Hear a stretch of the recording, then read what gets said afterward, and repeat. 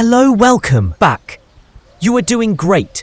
In this series, we are covering detailed summary of PM Body of Knowledge 6th edition. Now moving forward to Chapter 4, Project Integration Management. So, have you ever tried to plan something really big? Like maybe getting your whole neighborhood together for a big cleanup drive, or gosh, what about a huge family wedding, one of those multi-day celebrations with like hundreds of people and so much going on? Oh yeah, those are massive undertakings. Right. It starts off so exciting, you've got all these great ideas buzzing around. Literally, enthusiasm is high. But then almost immediately, it feels like you're just drowning in opinions, right? Okay. You've got 20 different people doing their own thing, maybe forgetting crucial stuff. Things start slipping through the cracks. And before you know it, it's just chaos. Everyone's asking different questions, pulling in different directions, and the whole thing feels like it's, about to just fall apart. It's a very common feeling, that potential for breakdown. So how do the really big, successful things actually happen, the ones that seem to run like clockwork? How do they avoid everything just collapsing? Well, you've hit on something really key there. That feeling of overwhelm, that chaos. It's universal. And what's really fascinating is that there's actually a whole area of expertise, like a secret sauce dedicated to stopping that breakdown. Oh, really? What's it called? It's called Project Integration Management, or PI for short. PI. Okay. Think of it like the conductor of a big orchestra. Ah, okay. I like that analogy. Yeah, each musician is brilliant, right? Yeah. Violinists, the drummers, the flutes. Sure, specialists. Exactly. But without the conductor, bringing them all together, guiding them, making sure they play in harmony, well, you just have noise, right? It's a noise, yeah. The conductor makes sure every instrument plays its part perfectly together to create that beautiful symphony. Project Integration Management is basically that conductor for your big project, making sure all the different parts work together smoothly. Okay, that makes a lot of sense, and that's exactly what we're going to deep dive into today. So our mission for you, our listener, is to kind of simplify this powerful idea, Project Integration Management, PIM. We're going to be drawing from the PMBOK guide, which is basically the big book of best practices for managing projects worldwide. It's the go-to source. We want to make PM really relatable, connected to your daily life. We'll use examples you'll recognize, especially drawing some from an Indian context where it fits. Good idea. The goal is simple. For you to walk away seeing this integration idea everywhere, getting why it's so important, and maybe feeling like you have a few tools to tackle your own big projects, whether that's like a school event, a community thing, or even just fixing up your home. Yeah, it's really about looking beyond just the individual tasks. It's about seeing the connections. How one decision affects another, how one team's work impacts the next team. It's the art, really, of making sure all the different threads in your project's tapestry weave together into one clear, unified picture. The core concept. What is Project Integration Management? Okay, let's unpack this a bit more. So, PI. What exactly is it? Let's imagine we're building a big, shiny new apartment building, say right in the middle of Mumbai. Okay, good complex project. Exactly. You've got the architect designing it, the engineers figuring out the structure, the construction crews laying bricks, pouring concrete. All crucial roles. Then you've got material suppliers, electricians, plumbers, interior designers, maybe even landscapers for a rooftop garden. So many different teams. And each one probably has their own plan, right? Their own schedule, their own budget. Absolutely. They all have their specific piece of the puzzle. And Project Integration Management, PIM, is like the grand master plan that takes all those separate efforts, all those mini plans, and pulls them together into one coordinated operation. Like the glue. It is the glue. It holds everything together from the very first sketch right through to the final coat of paint and, cutting the ribbon. And it's not just a one-time thing. No. It's continuous. It's about constantly unifying, consolidating, making sure communication flows because everything is interconnected. These actions, identifying, defining, combining, unifying, coordinating, they happen from the absolute beginning right through to the end. And it sounds like it's more than just following a list. The project manager seems to be making a lot of critical choices on the fly. Precisely. This is where the project manager really shows their value. PIM involves making these crucial decisions, often in real time, to keep everything aligned with the project's main goal. Like what kind of decisions? Well, take our Mumbai apartment building. Think about resource allocation. The PM has to decide, do we need more cement trucks today? Or are the skilled workers for those fancy interior finishes the top priority this week? Right. Where do the people and money go right now? Exactly. Or how do we use the budget? Maybe we allocate a big chunk for that specific imported marble for the lobby everyone wants. Okay. But knowing that might mean using, say, a slightly less expensive, locally sourced tile for the hallways on the upper floors. Yeah. Real trade-offs. That sounds like a constant balancing act. It is. That's another key choice. Balancing competing demands. Hey. What's more important right now? Speed or cost? Quality or sticking to the exact budget? Yeah, like should we rush to finish the building to sell apartments during, say, the Diwali festival season? That's a huge sales opportunity. Very real pressure. Or do we take more time, ensure super high quality finishes, even if it means delaying things by a few months? That's a massive call. It really is. Or maybe you have limited specialized workers. Do you push them to finish the plumbing fast on floor 5 or pull some off to help the electricians who are falling behind on floor 4? These aren't easy calls. They need that big picture view. And what if the original plan just isn't working out as expected? Do they just stick with it no matter what? Not if they're good. An effective project manager is always examining alternative approaches. Maybe instead of traditional brick and mortar for a certain section, they look into using prefabricated elements. Could that speed things up? Reduce waste? Thinking outside the box. Right. Or what if a new supplier pops up, offering a better material at a similar price? It's about being flexible, innovative, always looking for a smarter way to reach the goal. So it's not like they have one giant rule book they apply to every single project. Definitely not. They have to tailor processes. You have to adjust the approach to fit this specific project. Imagine the difference between planning a small, single-floor house for a family in a village versus planning and building a massive commercial complex in, say, Bengaluru. Huge difference. You wouldn't use the same super formal, multi-layered approval system for both. You tailor the level of formality, the depth of planning, to match the project's unique scale and complexity. And I bet if one little thing goes wrong, it can cause ripples everywhere else, right? Like dominoes falling. Oh, absolutely. Yeah. That's why managing interdependencies is so critical. In our apartment building, if the plumbing team on floor 5 gets delayed, that means the flooring team can't start their work there, which then holds up the interior decorators. And if the decorators are delayed, maybe we can't show that apartment to potential buyers on schedule. Wow. Everything's connected. Everything.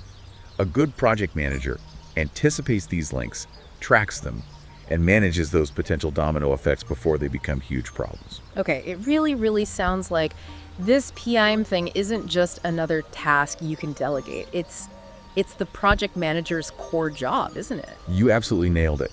This is the fundamental responsibility that rests solely with the project manager.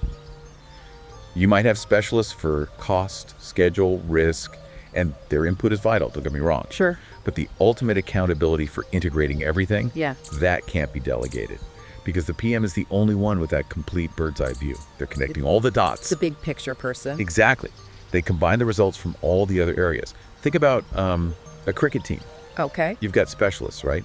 Batting, bowling, fielding, wicket keeping. Yep, all experts in their area. But who integrates all those roles? Who makes the real-time decisions on the field, changes the strategy, guides the whole team towards winning the match? The captain. The captain. That's the project manager's role in integration. The PMBOK guide actually says projects are integrative by nature. For example, figuring out an emergency fund, a contingency for unexpected rain delays on a construction site. Right, that happened. That estimate isn't just about cost. It requires integrating inputs from cost management, how much money, schedule management, how long might the delay be, and risk management, what's the chance of heavy rain. It's all woven together. That makes perfect sense. They're the one making sure the whole picture stays in focus, even while all the individual parts are being worked on. Precisely. They ensure all the separate bits align with the main vision, that the plan actually achieves its goals, that knowledge is captured and shared, performance is tracked, changes are managed. They make those integrated calls, monitor progress, and ultimately make sure the project gets done successfully. And the more complex the project, the more diverse the stakeholders, the more sophisticated that integration needs to be. Okay, I think I've got my head around what PM is and why it's so important. Now, let's dig into the how. You mentioned the PMBO guide breaks this down into 7 processes, like pillars supporting the whole thing. Exactly. 7 core processes. Think of them as the key stages or activities that ensure the project symphony plays beautifully. from the opening notes to the final applause. Let's walk through them. Sounds good. And just remember, while we'll talk about them one by one, in a real project, they're often overlapping, interacting. It's more like a continuous cycle than rigid steps. The 7 pillars of project integration management, a deep dive into the processes. 1. Develop project charter, the official green light. Okay, pillar number 1. Getting the official go-ahead. Where does it all start? It starts with develop project charter. This is where it gets really formalized. So imagine our school example again, building that new science lab.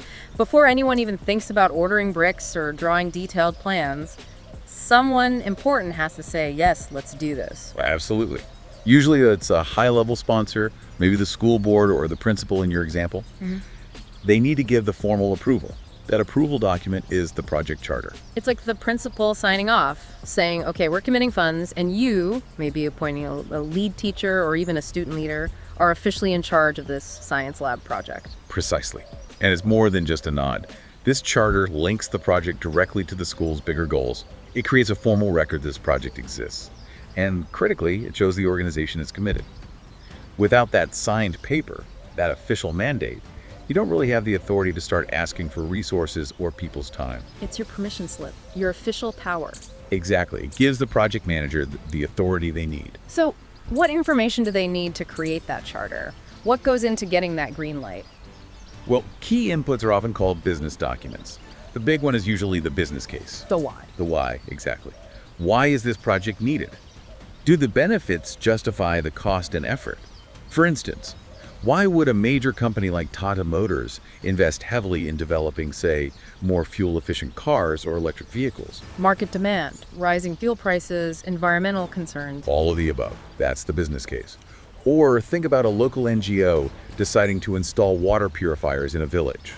The why is the critical social need, the health impact. It could also be an organizational need like cutting costs, a customer request, a new technology becoming available, a legal requirement, or even ecological impacts like reducing pollution. That why is fundamental. Okay, so you need a solid reason. What else goes into creating the charter itself? Well, the project manager, often working with key stakeholders, will use different techniques. They might rely on expert judgment, bringing in experienced architects, maybe financial advisors or risk specialists to get their input on feasibility or potential roadblocks. Tap into existing wisdom. Right. They'll also do data gathering. This could involve brainstorming sessions, maybe running focus groups with the people who will actually use the science lab, the teachers, the students, to understand their real needs. Interviews with key people are common too. And meetings, I assume. Lots of meetings. Definitely meetings. Bringing people together to hash out the objectives, what success looks like, the main criteria, getting everyone on the same page early on. So what's the main thing that comes out of this first pillar? The key output, naturally, is the project charter itself. This formal document lays it all out. The project's purpose, measurable objectives, high-level requirements, major risks identified early on, a summary budget, key stakeholders, how success will be measured, and critically, who the project manager is and the extent of their authority. Sounds comprehensive. It is. It ensures everyone, from the principal down to the volunteers, has that common understanding. It's the project's North Star. It also usually includes an assumption log. Assumption log, what's that? It's basically a list of all the things you're assuming to be true at the start. Like, we assume the necessary permits will arrive on time, or we assume we'll get enough student volunteers. These aren't facts yet, they're beliefs. You need to track them because if an assumption turns out wrong, it could seriously impact your project. Ah, okay. Things you need to keep an eye on. Got it. So, the charter sets the foundation. 2. Develop project management plan. Detailed roadmap. Okay, pillar 2. You've got the official green light, the charter is signed for the science lab. Now what? You need the actual plan, right? The detailed instructions. Exactly. That's develop project management plan. This is where you figure out the how. Defining, preparing, coordinating all the detailed plan components and consolidating them into one comprehensive roadmap. So not just the big idea, but exactly where each workbench goes, what specific chemicals to order, who's installing the sinks, how much each step costs, the nitty-gritty. Precisely. It's the step-by-step instruction manual for the whole thing. The main benefit here is creating that single, cohesive document that defines how all the project work will actually be done. It prevents different teams from working in silos, bumping into each other, or duplicating effort. Everyone reads from the same playbook. And this plan builds directly on the charter, right? Yes, the project charter provides the high-level direction. Then this is where that integration concept really comes alive. Because the detailed outputs from planning all the other specific areas, like how you'll manage scope, risks, communication, cost, schedule, all feed into this one master project management plan. Okay, so tell me about these other areas or sub-plans. How do they all fit together? Right, the project management plan is essentially an umbrella document containing several subsidiary management plans. Each one focuses on a specific knowledge area. For our science lab, you'll have a scope management plan. How will we define what's in the project and what's out? Is it just a chemistry lab, or does it include biology facilities too? Defining those boundaries. Got it. A requirements management plan. How will we figure out and track exactly what's needed? How do we gather specifics from teachers and students? Do they need fume hoods? Yeah. Are smart boards essential or just nice to have? Makes sense. A schedule management plan. How will we plan and control the timeline? Will the lab be ready by the start of the next school year? Or maybe aim for completion by Diwali break? Crucial timing. A cost management plan. Yeah. How will we estimate, budget, and control costs? How much can we spend on equipment versus construction? How do we track every rupee spent? The money plan. A quality management plan. How will we ensure the lab meets the necessary standards? What quality of equipment is needed? How do we make sure the electrical wiring is absolutely safe? Safety first. A resource management plan. How will we get, manage, and eventually release the people and equipment needed? Who are the student volunteers? Do we need a professional electrician? Where will we store extra furniture before installation? People and things. A communications management plan. How, when, and to whom will information be shared? How often do we update the principal? Weekly emails to teachers. A notice board for students. Keeping everyone informed. A risk management plan. How will we identify potential problems and plan how to deal with them? What if a key supplier can't deliver the glass speakers on time? What if there's a sudden monsoon downpour delaying construction? Planning for trouble. A procurement management plan. If we need to buy goods or services from outside, how will we do that? How do we choose the best vendor for lab chemicals or furniture? What kind of contracts do we need? Buying stuff. And a stakeholder engagement plan. How will we involve and communicate with everyone affected by the project? How do we get input from parents, maybe local authorities, or the school board? Keeping everyone happy, or at least informed. And these aren't just separate documents thrown together. The key is integrating them, making sure the schedule aligns with the budget, the resources align with the scope, and so on. And you mentioned baselines. What are those? Yes. Baselines are critical.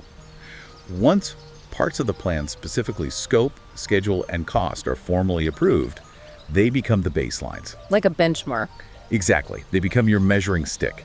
It's like saying, okay, we all agree the science lab will cost X rupees, be finished by Y date, and include exactly Z features. If anything needs to change after that baseline is set, it's a bigger deal. It requires a formal change request process, which we'll talk about later. Before baselining, you can tweak things more easily. Afterwards, changes need more scrutiny.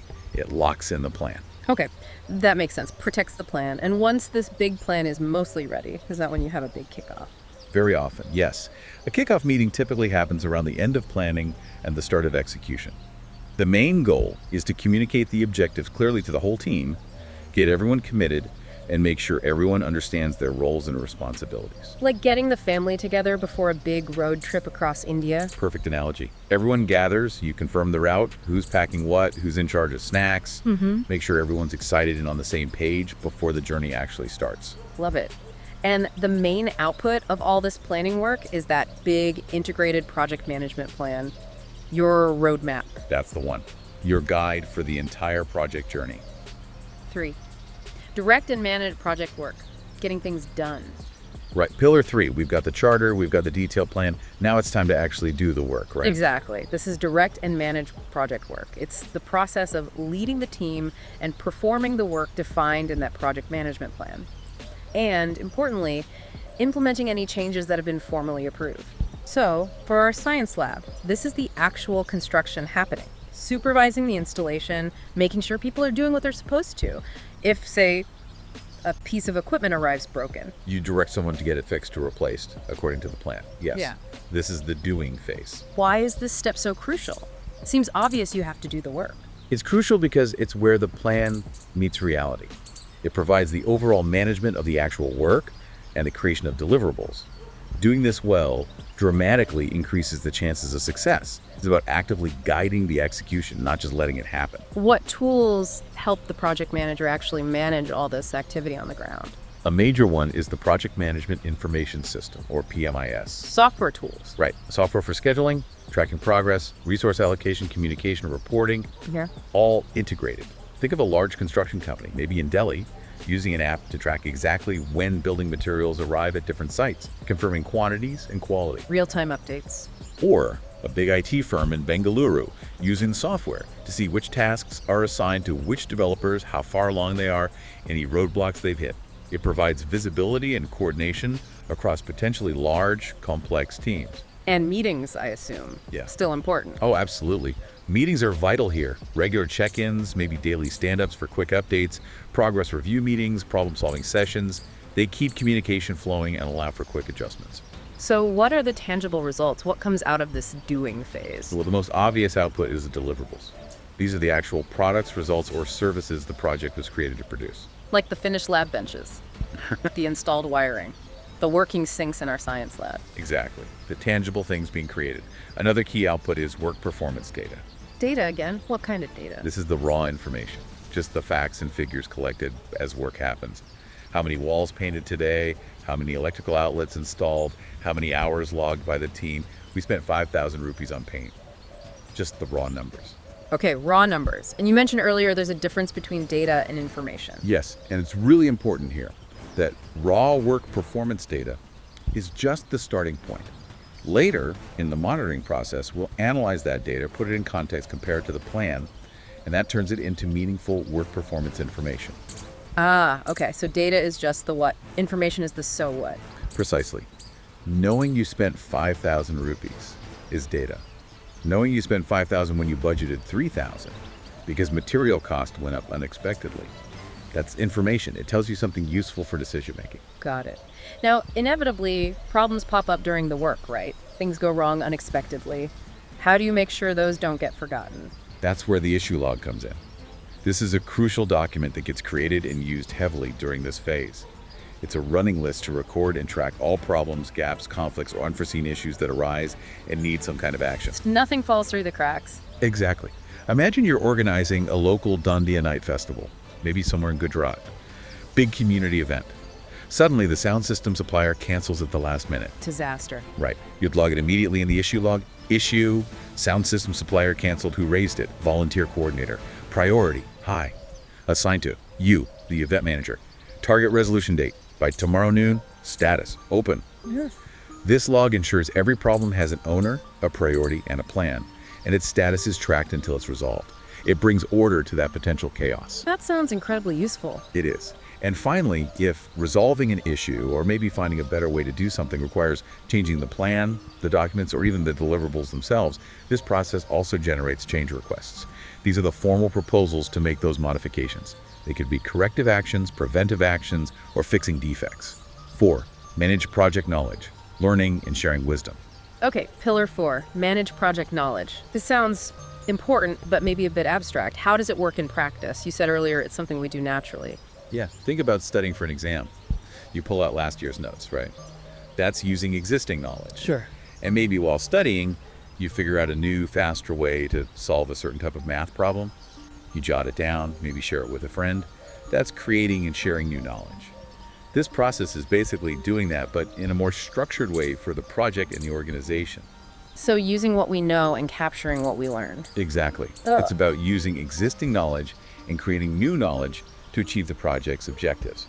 And just as importantly, contributing that learning back to the organization for future use. Why is that so critical?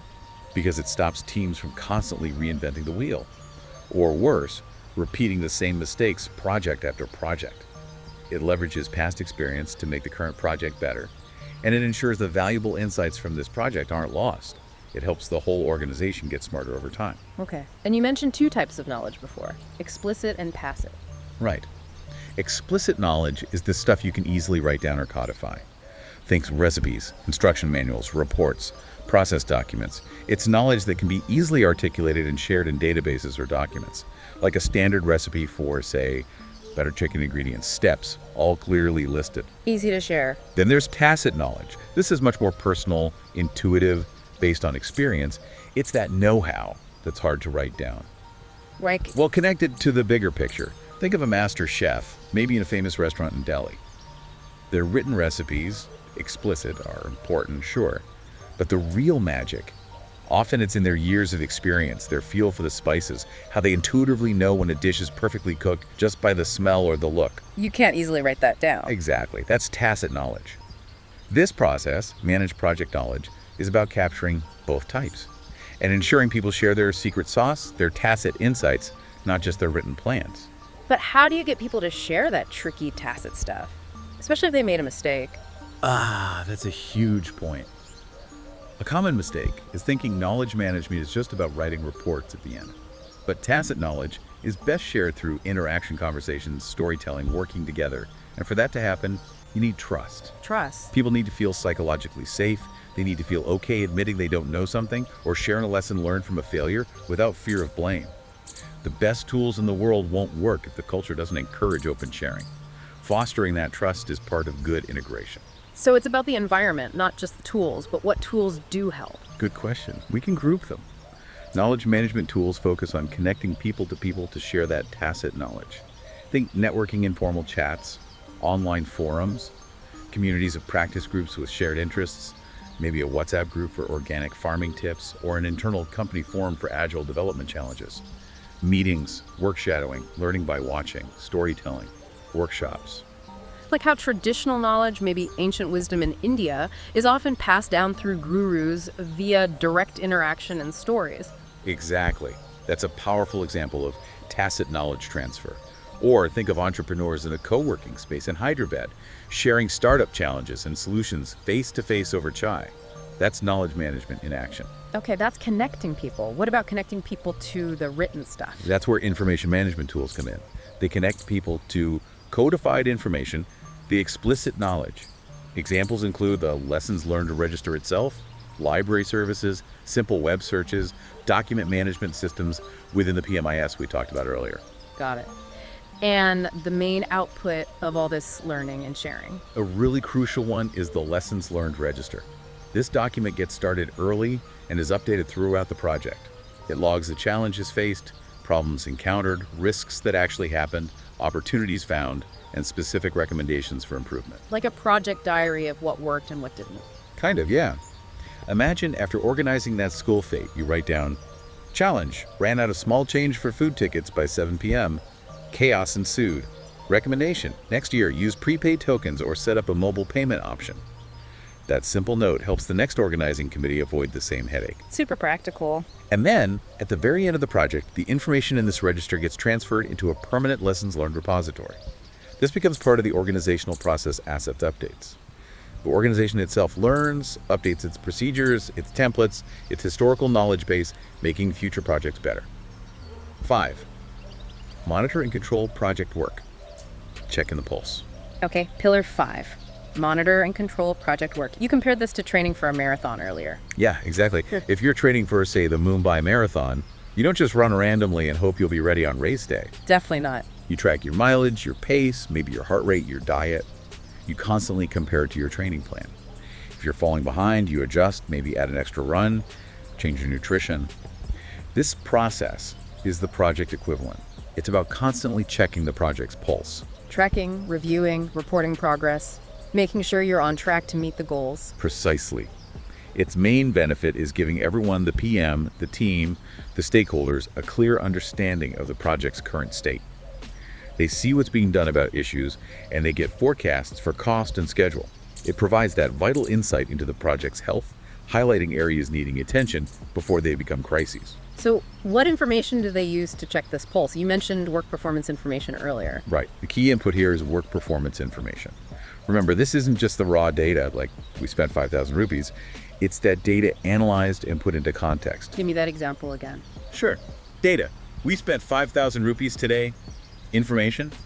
We spent 5,000 rupees today against a budget of 3,000, putting us 2,000 over for the day, primarily because of an unexpected 15% price hike from our main cement supplier. See the difference? Yeah, the why and the impact, much more useful. Exactly. It tells a story. For an 8th grader, data is getting 810 on a quiz. Information is getting 810, but missing the 2 questions on fractions because you haven't covered that chapter yet, that tells you what to do next. Makes perfect sense. Information drives action. So how do they analyze all this data to get that information? They use various data analysis techniques. A common one is variance analysis, simply comparing actual performance against the plan. We plan to finish painting floor 3 by Tuesday, but it's Friday. That's a 3-day negative schedule variance. Simple comparison. Then there's trend analysis, looking at past performance to forecast the future. If we keep spending money at this rate, we're projected to be 15% over budget by the project's end. Helps you see where things are heading. Predicting the future based on the past. And a very powerful one is earned value analysis, which integrates scope, schedule, and cost performance into a single framework. It tells you not just if you're on budget or on schedule, but if you're getting the planned value for the money and time spent. Wow, okay. Integrated view. And importantly, root cause analysis. When something is going wrong, don't just treat the symptom. Dig deeper to find the underlying reason. Why are we consistently late with our software builds? Is it unclear requirements? Lack of automated testing? Team burnout? Finding the root cause lets you apply a real fix. Get to the heart of the problem. Okay, So what comes out of all this monitoring and analyzing? The main output is typically work performance reports. These are the summaries of that performance information, often presented visually. Dashboards, status reports, graphs, heat maps. Ways to communicate the project's health quickly and clearly. Like that traffic light analogy. Green, yellow, red. Exactly like that. Easy to grasp at a glance. And if the monitoring reveals that performance is off track or a new risk is emerging, this process will also generate change requests. These are the formal proposals to take corrective action, fix a current problem, preventive action, stop a future problem, or repair a defect. 6. Perform integrated change control, managing the twists and turns. Okay, things are moving along, but then, bam, a big change hits. Like you're building that new school building and the government suddenly issues a new earthquake safety regulation. You need stronger foundation materials than you originally planned. A very realistic scenario. That's huge change. You can't just quietly tell the supplier to send different stuff. Right? Absolutely not. That's where Pillar 6 comes in. Perform integrated change control. This is the formal process for handling those twists and turns. The change committee you mentioned. Often, yes. It involves reviewing all submitted change requests, formally approving or rejecting them, managing the implementation of approved changes across all project documents and the plan itself, and then crucially communicating those decisions clearly to everyone affected. Why is this formal process so important? Why not just let the PM decide? Because changes, especially significant ones, rarely impact just one area, that change in foundation materials. It affects cost, stronger materials are likely more expensive, schedule might take longer to procure or install, scope, design might need adjustments, and potentially risk. This process ensures changes are looked at holistically, considering the impact on the entire project. It prevents one well-intentioned change from accidentally derailing everything else. It provides integrated control. Okay, so when does this formal process actually apply? From day one? The process technically runs throughout the project, but the key trigger is the baseline. Remember we talked about baselining the scope, schedule, and cost plan. Yeah, locking it in. Once those baselines are set and formally approved, any proposed change that would impact those baselines must go through this formal integrated change control process. Before baselining, changes might be handled more informally. After, it's serious business requiring formal review and approval. Got it. Post-baseline, all significant changes go through the committee. Who's usually on this committee, this change control board? It varies, but the Change Control Board, CCB, is often a formally chartered group. It might include the project manager, key stakeholders, maybe technical experts, sometimes even the project sponsor. Their job is to review, evaluate, approve, defer, or reject proposed changes, ensuring decisions consider the overall project objectives. It adds a layer of governance and ensures buy-in for major shifts. So what do they look at when a change request comes in? What's their input? They look at the project management plan, especially the parts about how changes are managed and the baselines themselves. They review the latest work performance reports to understand the current project status, and of course they examine the change request itself, what's being proposed and why. And how do they decide? What tools help them? They rely heavily on expert judgment, again assessing technical feasibility, legal implications, financial impact. They often use change control tools, software or systems to log, track, and manage the change requests. Data analysis is key too. Maybe doing an alternatives analysis. Are there other ways to deal with this issue? Or a cost-benefit analysis. Is this change really worth the cost and disruption? And the actual decision? The decision-making itself can vary. Sometimes it's by voting, majority rules, maybe even unanimity required for big changes. Sometimes it's autocratic, one designated person makes the final call. Or they might use more complex methods like multi-criteria decision analysis to weigh different factors. She seems thorough. So Yeah. what happens after the CCB makes its decision? The key outputs are approved change requests, the official go-ahead to implement the change. If a change is approved, it will likely trigger updates to the project management plan, like revising the budget or schedule baseline, and potentially other project documents. And critically, the status of every single change request, whether approved, rejected, or deferred, is recorded in the change log. This provides a complete, transparent audit trail of all changes considered and made throughout the project. 7. Close project or phase. Tying up loose ends. Okay, we're finally at the last pillar. Pillar 7, close project or phase. The science lab is built, it's inaugurated, students are using it, everything looks great, project success, but the job's not quite done yet. Not quite. You can't just walk away. This final process is all about formally finalizing all activities for the project, or maybe just for a specific phase if it's a multi-phase project. Like after a big Indian wedding, the ceremony's over, the guests have gone home, but you still have work to do, right? Exactly. You have to pay all the vendors, the caterer, the decorator, the band, return any rented items, maybe send out thank you notes, collect any leftover supplies or gifts, compile the photo album. It's about formal closure, tying up all the loose ends, not just vanishing. Why is this formal closing step so important? It ensures all the work is truly complete and, importantly, formally accepted by the customer or sponsor. It confirms all costs are accounted for and financial accounts related to the project are closed. It allows resources, people, and equipment to be properly released and reassigned. It's the final chance to collect project records, maybe conduct a final audit, and manage that crucial final knowledge sharing, especially finalizing the lessons learned. And it includes the formal handover of the final product. It brings a definite, recognized end, providing closure for everyone involved. And remember, this process applies even if a project is terminated early. It formalizes why it stopped and captures any lessons from that. So what specific activities happen during this closing phase? Well, confirming all documents and deliverables are updated and formally accepted by the client, like the school principal, signing off on the science lab, finalizing all payments and closing project accounts, reassigning team members, gathering and archiving all project records, conducting a final performance review or audit, capturing those final lessons learned and transferring them. And of course, the formal transition of the final product, handing over the keys and operating manuals for the science lab to the school's maintenance team, for example. What information do they need to make sure all this is done correctly? They'll definitely refer back to the project charter to verify that the original success criteria were met. They'll review the final project management plan to ensure all planned work is complete.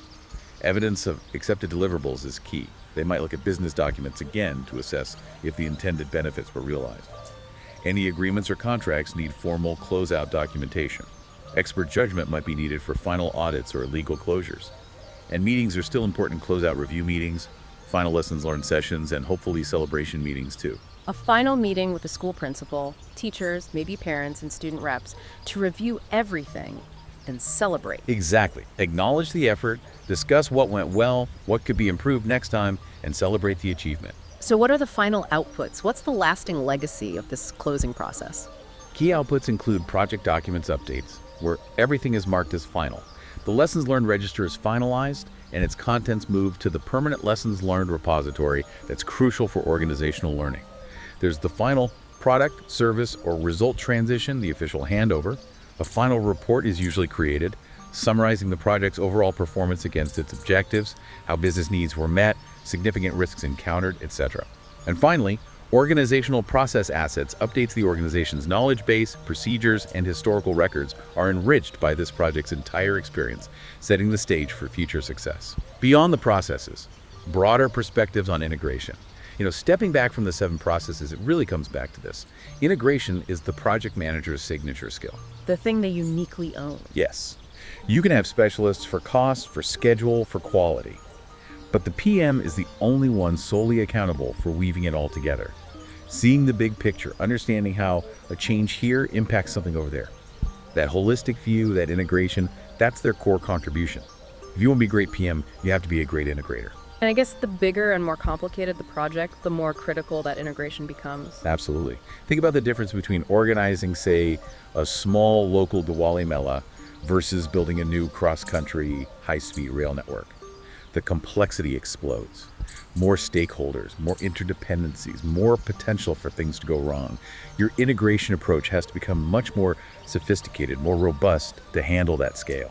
Things are always changing too. How is technology and new ways of working affecting how integration is done? Any big trends? Definitely. Several trends are shaping PM. One is the increasing use of automated tools, especially those PMIS platforms we mentioned. The sheer volume of data on modern projects is immense. Software helps collect, analyze, and use that data much more effectively. Like moving from manual inventory in a small shop to using something like SAP to manage a huge retail chain across all of India. Exactly that kind of leap. Technology enabling integration at scale. Another trend is the use of visual management tools. Less boring reports, more pictures. Kind of. Instead of just dense text documents, teams are using dashboards, charts, Kanban boards, visual status indicators, things that give you a quick, real-time overview. Remember the traffic light analogy, green, yellow, red for project status? That's visual management. It helps people grasp the situation faster. Makes sense. Easier to see problems quickly. Then there's project knowledge management. With more people working remotely, changing jobs more often, being intentional about capturing and transferring knowledge, especially that tacit knowledge is becoming even more critical. Organizations can't afford to lose that built-up wisdom. Protecting the company brain. You could say that. Also, we're seeing expanding project managers' responsibilities. PMs are getting involved earlier, helping shape the initial business case, and staying involved later, tracking benefits realization. They're also engaging more broadly with stakeholders. Their role is becoming more strategic.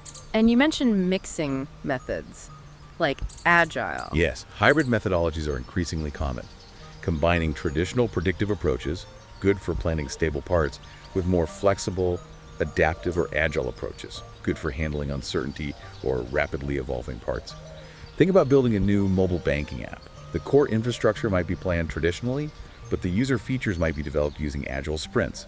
Build, test, learn, repeat. Integration helps manage that mix effectively. So it's definitely not one size fits all. You have to adjust based on the project. Absolutely crucial. That's tailoring considerations. Every project is unique.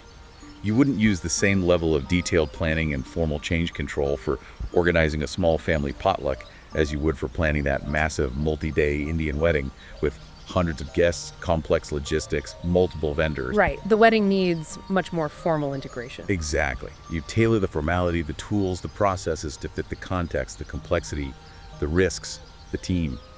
And in agile adaptive environments, the approach shifts slightly. Teams are often more self-organizing, figuring out integration details collaboratively. The PM's role becomes more about facilitating that collaboration, creating the right environment, removing roadblocks, less about dictating every step. Outro. Wow. Okay. That was a really thorough deep dive into project integration management. So pulling it all together, what does this really mean for you, our listener? Well, it means that whether you're trying to get a new student club off the ground, plan that huge family reunion, manage a community festival, or even just tackle a big home renovation project. Things we all might do. Exactly. Understanding how to integrate those different moving parts, how to get clear authorization, make a plan, manage the work, learn as you go, monitor progress, handle changes, and close it out properly can honestly be the difference between chaos and celebration.